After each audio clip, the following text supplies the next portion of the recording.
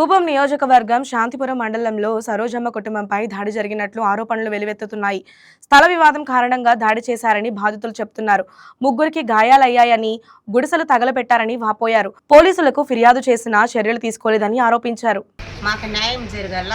మా అమ్మది ఇల్లంతా కాల్చేసినారు. మా అమ్మకి ఎవరు లేదు, మేము ఆడపడుచులు ముగ్గురే ఉండేది. మా అన్న చనిపోయినాడు.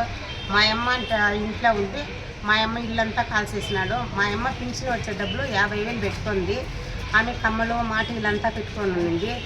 ఇంకా సంసారం అంటే ఇంట్లో అన్నీ ఉంటాయి కదా సార్, అవి మొత్తం కాల్చేసినారు. మా అమ్మకి ఇల్లే లేదు. మమ్మల్ని అంతా ఆడవాళ్ళంతా కొట్టినారు. మేము అడిగిన దానికి మాకు మీరే న్యాయం చేయాలా, మా అమ్మ బతికేదానికి మీరే దోశ ఇచ్చారు. మేము పెట్టుకుంటాము, నువ్వు ఎక్కడన్నా వెళ్ళేది ఇక్కడ ఉండొద్దు అని చెప్తారు. మా అమ్మ ఏమన్నా మాట్లాడి ఇప్పుడు చెప్తారని అడిగితే నేను ఇంట్లో వేస్తాము, అగ్గి పెట్టేస్తాము, మేము నువ్వు మాకు ఆ జాగా ఇచ్చిపోతే అని బెదిరిస్తూ ఉండ్రి. మా అమ్మ ఎన్నోసార్లు మాకు ఫోన్ చేసి చెప్పింది.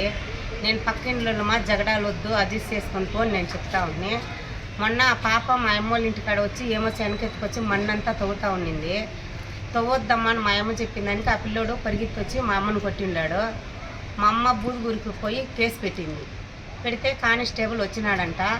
వచ్చి చూసుకొని వాళ్ళు లేదు, మళ్ళీ వచ్చి ఆ పిల్లోనితో నేను మాట్లాడాలని వెళ్ళిపోయినాడు. మా అమ్మ ఫోన్ చేసి నాకు మన కొట్టేసిరమ్మా అని చెప్పి నాకు ఫోన్ చేసింది. మేము పోయి అడిగాము వాళ్ళని, మా అమ్మని ఎందుకు కొట్టారు, ఏమన్నా మాట్లాడాలంటే మాకు ఫోన్ చేసింటే మేము వచ్చి మాట్లాడతాం కదా, మా అమ్మని ఎందుకు కొట్టారంటే వాళ్ళిద్దరు కోడాండ్లు వాళ్ళ కొడుకు అంతా మమ్మల్ని కొట్టేకొచ్చి మేము ఆడపిల్లలు మా కూతురుని తీసుకొని పోతే మా కూతురు మీదంతా అడగరాని మాటలు చెడ్డ మాటలు అడిగినారు. ఆ కొట్టిన వాళ్ళు మా అమ్మ వాళ్ళ ఇంటి పక్కలోనే ఉన్నారు, పక్కలోనే ఉన్నారు. వాళ్ళు మా అమ్మని జాగా ఇచ్చే పేర్లు దొరసామి కొడుకు శ్రీరాముడి భార్య, వాళ్ళంతా సేరి మా అమ్మని గలాట్ చేసినారు. మేము పోయి అడిగిన మా అమ్మని ఎందుకు గలాట్ చేశారు, మీరేమన్నా మాట్లాడాలంటే ఫోన్ చేస్తే మేము వచ్చి మాట్లాడతాం కదంటే వాళ్ళ మా మీదే జగడానికి వచ్చారు. మా అమ్మని తీసుకొని నేను పోలీస్ స్టేషన్కి వెళ్ళిపోయాను. నువ్వు అక్కడ కేసు పెట్టావు కదమ్మా, మనం మాట్లాడుకుందాం రా అని మేము అక్కడికి పోయి కంప్లైంట్ పెడితే ఎస్ఐ అని చెప్పా. చిన్న గొడవలంతా ఎందుకు మా పక్కలో ఉండేవాళ్ళు అడ్జస్ట్ చేసుకోకుండా అని చెప్తే వాళ్ళు మేము వచ్చేసినాం. సరే సార్ మీరు చెప్పే మరేదికి మేము పోతామని వస్తే మా అమ్మని కానిస్టేబుల్తో కొంచెం మాట్లాడుకోపోమని ఎస్ఐ చెప్పాడు. మేము వచ్చి కానిస్టేబుల్తో అడిగితే ఆయన ఏం చెప్పాడు, మీరు పోయి మీ అమ్మది ఆధార్ కార్డు ఎత్తుకొని 10 గంటలకంతా ఇది పోలీస్ స్టేషన్ దాకా రమ్మని చెప్పి మేము పోయి ఆధార్ కార్డు ఎత్తుకోలేకపోతే వీళ్ళు ఫస్ట్ బండిలో పోయి జనాలంతా పెట్టేసిన్నారు. 10 మందిని పెట్టినారు. మేము పోయి ఆడ బీగాలు తీసి లోపలికి పోయి ఆధార్ కార్డు ఎత్తుకొని బయట వచ్చే కొందుకే వాళ్ళంతా వచ్చి మా ఇంటాయన్ని కొట్టేసినారు. కొడతానే మా ఇంటాయన్ని ఎందుకు కొడతారంటే మీరెందుకు పోలీస్ స్టేషన్ తక్కువ పోయారు అనేసి మమ్మల్ని కొట్టారు.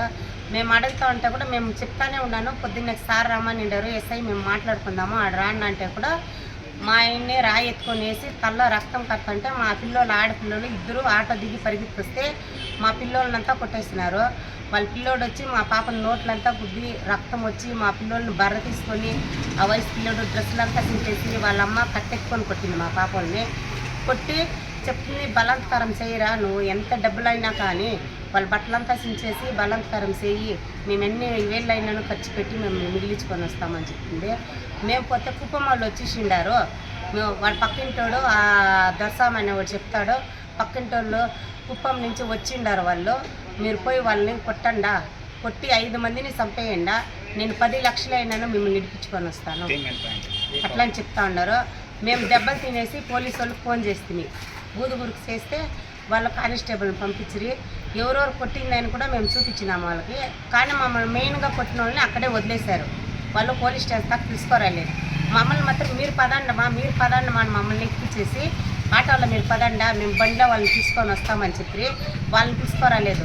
ఆ పిల్లోనికి అమ్మ నాయన మాత్రం తీసుకొని వచ్చి పోలీస్ స్టేషన్ తా కూర్చోండి, నేను పలానోళ్ళు కొట్టిండారు అని ఆడ చెప్తే కానిస్టేబుల్ ఏమన్నా ఆయనకు రక్తం కారుతా ఉందమ్మా, హాస్పిటల్ అడ్మిట్ చేయండి, ఆ పిల్లోళ్ళనంతా కొట్టేసినారు, వాళ్ళని ఎత్తుకోపోయి హాస్పిటల్ అడ్మిట్ చేయండి, మళ్ళీ నువ్వు కంప్లైంట్ పెడదు అంటే నేను మా ఎల్లని జట్లా వాళ్ళని పంపించినాను, ముగ్గురిని గవర్నమెంట్ హాస్పిటల్కి పంపించినాను.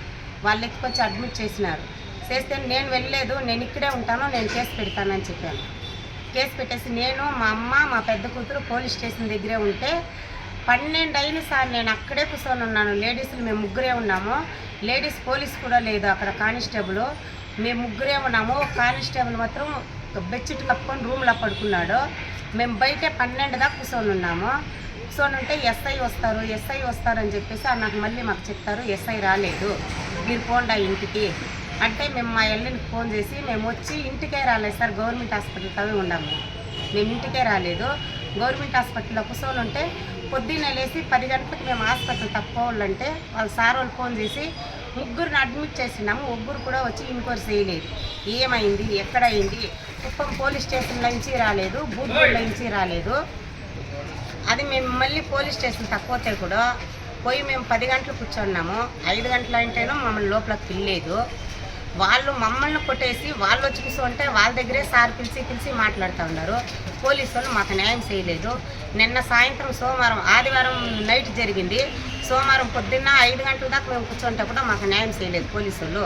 మేము వచ్చి ఇంటికి వచ్చేసాము, హాస్పిటల్లో ఉన్న వాళ్ళంతా డిశ్చార్జ్ చేసుకొని ఇంటికి వచ్చినాము. పోలీసు వాళ్ళు ఎవరు మాకు న్యాయం చేయలేదు, మాకు న్యాయం దొరకలేదు, మీరే కాపాడాలా మమ్మల్ని, మాకు న్యాయం నిర్ణయం పోయిందాము. మేము అక్కడికి పోయి మేము అర్జీ పెట్టినాము, మాకు న్యాయం జరగాల, మీరే న్యాయం చేయాలా, మాకు పోలీస్ స్టేషన్లో న్యాయం జరగలేదు.